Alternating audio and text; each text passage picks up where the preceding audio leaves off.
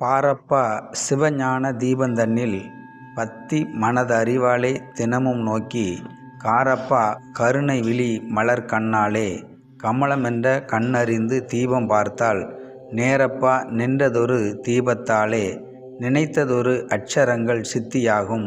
சேரப்பா அட்சரங்கள் ஒன்றோடொன்று சிவசிவா சக்தியாகச் சேரே என்று அகஸ்தியர் பரிபூரண ஞானத்தில் கூறுகின்றார்.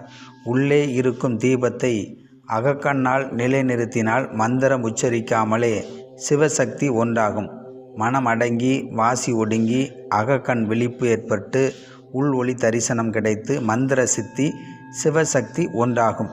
இரு கண்களின் கருவெளி பகுதியை எண்ணத்தால் கவனித்து உள் ஒளியை காணலாம். அகக்கண் திறந்து மனம் ஒடுங்கும். தொடர்ந்து கவனித்து வந்தால் அனுபவ அறிவு தோன்றும். கண்கள் திறந்த நிலையில் தவம் செய்ய பார்வை உள்ளே திரும்பி உள் ஒளி தவத்தால் தீபம் தோன்றும்.